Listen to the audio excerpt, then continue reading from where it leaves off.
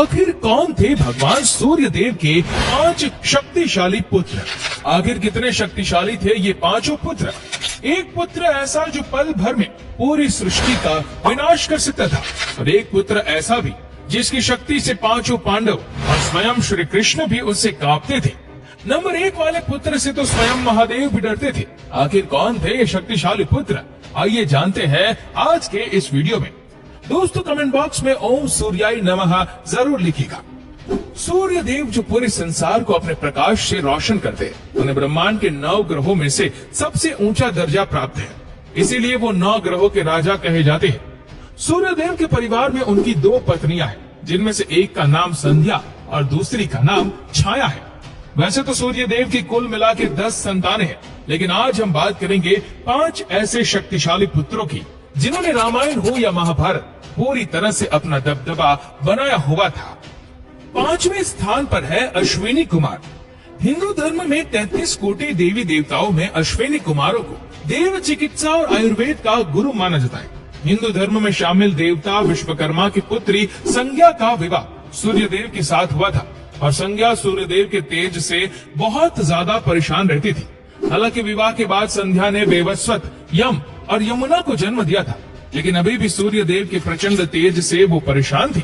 इसीलिए वे सूर्य देव के तेज को कम करने के लिए तपस्या करने चली गई, लेकिन सूर्य देव को इसके बारे में बिल्कुल भी पता नहीं था।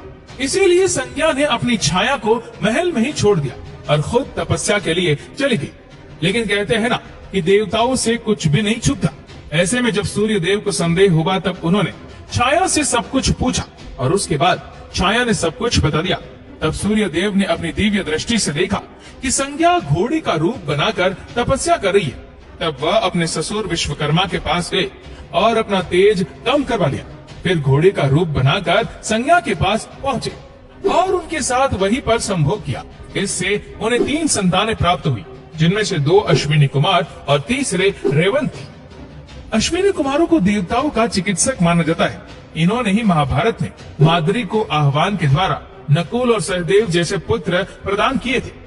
अश्विनी कुमार ब्रह्म मुहूर्त और छाया काल में रथ पर बैठकर आकाश में भ्रमण करने के लिए निकलते हैं। ऋग्वेद में अश्विनी कुमारों का उल्लेख 50 से ज्यादा रचनाओं में 398 बार किया गया है और उनकी स्तुति की गई है। अश्विनी कुमार लड़कियों को अच्छा पति, वृद्धों को कौमार्य और अंधों को नेत्र देने के लिए बनाए गए। नंबर 4, अब बात करते हैं सूर्यदेव के चौथे शक्तिशाली पुत्र की, जो कोई और नहीं बल्कि स्वयं सुग्रीव थे। दरअसल सुग्रीव सूर्यदेव और जामवंत के पुत्र माने जाते हैं। इनके जन्म की कथा बड़ी रोचक है। कहते हैं वृक्षराज जामवंत जी ऋषि पुलत्स्य के छोटे भाई थे। इन्हें अपने बल का बहुत अहंकार था और ऋषि पुलत्स्य ने आजीवन ब्रह्मचारी होने का प्रण लिया हुआ था। इसीलिए वह स्त्रियों से दूर रहते थे। उनके आश्रम में कोई भी स्त्री प्रवेश नहीं कर पाती थी। उनके राज्य किष्किंधा के पास पंपा नामक एक सरोवर है। जामवंत को नहीं पता था कि उस सरोवर को वरदान था कि उसमें जो भी गिरेगा वह स्त्री बन जाएगा। अपने उदंडा में जामवंत जी सरोवर में गिर गए और एक स्त्री के रूप में बाहर आए, और तब जामवंत जी जामवंती बन चुके थे। जब सूर्य देव की नजर जामवंती पर पड़ी, तब वह उनके रूप पर बहुत ज्यादा मोहित हो गए और इनके संभोग से ही सुग्रीव पैदा हुए। सुग्रीव बल में जामवंत के समान ही बलशाली थे। रामायण में सुग्रीव की एक अहम भूमिका मानी जाती है। जब आप रामायण का किष्किंधा कांड और सुंदर कांड और साथ ही लंका कांड पढ़ेंगे, तब आपको पता चलेगा कि सुग्रीव और श्री राम घनिष्ठ मित्र थे, और उनकी मित्रता निभाने के लिए श्री राम ने सुग्रीव के भाई बाली को छल से मार दिया था।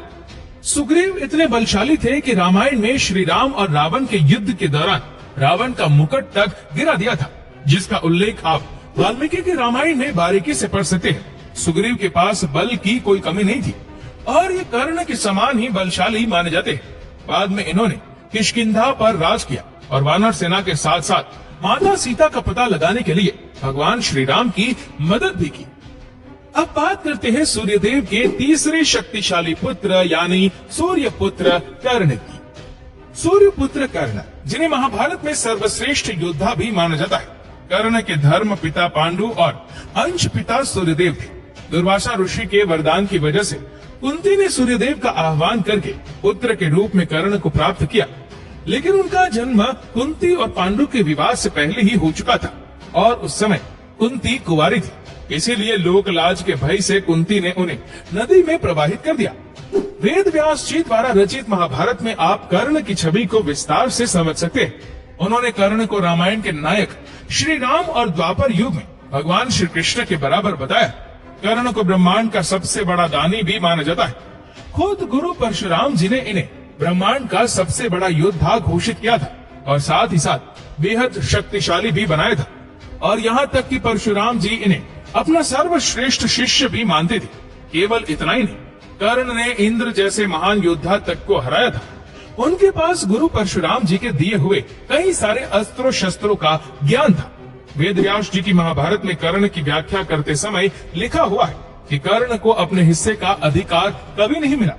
वास्तव में हस्तिनापुर की गद्दी के असली वारिस कोई और नहीं बल्कि कर्ण ही थे, किंतु अपनी मित्रता निभाने के लिए कर्ण ने अधर्म का साथ दिया। महाभारत के सबसे बड़े नायक, सबसे बड़े धनुर्धारी और सबसे श्रेष्ठ पुरुष कर्ण ही कहे जाते हैं।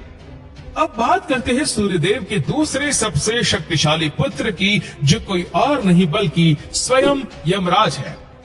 यमदेव सूर्यदेव और उनकी पत्नी संज्ञा के सबसे ज्येष्ठ पुत्र थे। यमराज को मृत्यु के देवता के रूप में माना जाता है। यमराज इंसान के मरने के बाद उनके कर्मों का लेखा जोखा करते हैं और उसे स्वर्ग या नर्क में स्थान प्रदान करते हैं। अगर पौराणिक कथाओं को जाने तो यमराज जहाँ संज्ञा के पुत्र थे, वही शनिदेव उनकी छाया के। इन दोनों के पिता सूर्यदेव थे। तो एक बार दोनों ने अपनी अपनी माताओं के सम्मान के लिए युद्ध भी किया था। कई महीनों तक जब यमराज और शनिदेव का युद्ध चलता रहा, तब अंत में शनिदेव ने महादेव की वरदानी शक्तियों से यमराज को अपने दंडास्त्र से मृत्यु दे दी। लेकिन यमराज के मरने के बाद सूर्यदेव और उनकी दोनों पत्नी छाया और संज्ञा व्याकुल हो गई और उन्होंने महादेव का आह्वान करके उन्हें दोबारा से जीवित करने की प्रार्थना की। लेकिन महादेव ने यमराज को जीवित करने से मना कर दिया। तब शनिदेव ने महादेव से कहा कि यमराज देवताओं के पुत्र है, लेकिन उन्हें ना तो कोई दिव्य शक्तियाँ मिली थी और ना ही उन्होंने अमृत का पान किया था, जिस वजह से उनकी मृत्यु हुई। और उसी समय महादेव और भगवान विष्णु मृत्यु के देवता का चयन करने वाले थे, जिसका आधार मृत्यु के चक्र को पूरा करना था। तो शनिदेव ने महादेव से कहा कि यमराज ने मृत्यु के चक्र को सबसे पहले पूरा किया है, इसीलिए न केवल इनको जीवित होने का अधिकार है, बल्कि उन्हें मृत्यु का देवता बनाना भी जरूरी है। इस तर्क से महादेव और भगवान विष्णु सहमत हुए और उन्होंने यमराज को जीवित करके उन्हें मृत्यु के देवता के रूप में पूजना शुरू किया। इस तरह से यमराज को यमलोक मिला और वे दक्षिण दिशा के दिक्पाल भी कहे जाते हैं। वही महाभारत काल में पांडवों के ज्येष्ठ भ्राता यानी युधिष्ठिर भी यमराज के ही आंशिक पुत्र थे। कुंती ने यमराज का आह्वान करके युधिष्ठिर को प्राप्त किया था। यमराज की जुड़वा बहन यमी है, जो कि एक नदी है। वैदिक काल में यमराज को मृत लोगों के अधिपति और उनकी आत्माओं का आश्रय देने वाला भी कहा जाता है। और आज पूरा ब्रह्मांड इनसे भय खाता है, क्योंकि जीवन तो हर कोई जीता है, लेकिन मृत्यु के बाद यमराज के पास ही जाता है। अब बात करते हैं सूर्यदेव के सबसे शक्तिशाली पुत्र की, जो कोई और नहीं बल्कि शनिदेव ही है। स्कंद पुराण के काशी खंड में उल्लेख है कि शनिदेव सूर्यदेव और उनकी पत्नी संज्ञा की छाया के पुत्र है। शनिदेव की माता छाया होने की वजह से उनका रंग काला है। सूर्यदेव प्रकाश फैलाने वाले देवता है और शनिदेव के नीलमणि रूप की वजह से वो हमेशा शनिदेव से रुष्ट रहते थे। शनिदेव बचपन से ही क्रोधित स्वभाव के थे और उनका वाहन भी कौवा था। काशी खंड में इस बात का उल्लेख है कि जब शनिदेव छाया के गर्भ में थे, तो छाया ने भगवान शिव की कठोर तपस्या की थी। भूख, प्यास, धूप और गर्मी सहने की वजह से उनके गर्भ में पल रही संतान इसका प्रभाव लेने लगी और शनिदेव का रंग काला पड़ गया। सूर्यदेव को इस बात पर संदेह था कि शनिदेव उनके पुत्र नहीं है, इसीलिए उन्होंने छाया का अपमान भी किया। शनिदेव ने गर्भ से ही उनकी माँ के तप की शक्ति प्राप्त कर ली थी, इसीलिए उन्होंने अपनी माँ का अपमान सहन नहीं किया और क्रोध में सूर्यदेव को देखा तो सूर्यदेव उनकी शक्ति से काले पड़ गए और उन्हें कुष्ठ रोग हो गया। एक बार उन्होंने अपने पिता का महल भी जला दिया था और बचपन से ही उन्होंने महादेव की तपस्या की थी। शनिदेव की कठोर तपस्या से प्रसन्न होकर महादेव ने उन्हें वरदान दिया कि वह कर्म फल दाता बनेंगे और 9 ग्रहों में हमेशा पूज्य स्थान में रहेंगे। वह अपनी शक्ति से रंक को राजा और राजा को रंक बना देंगे। न केवल कलयुग में मनुष्य बल्कि देवताओं के अच्छे बुरे कर्मों का भी हिसाब वही रखेंगे। तभी तो शनिदेव की वक्र दृष्टि से अच्छे देवता भी भय खाते हैं। यहाँ तक कि महादेव भी खुद शनिदेव की कुदृष्टि से बच नहीं पाए थे और उन्हें कुछ पहर के लिए हाथी बनना पड़ा था।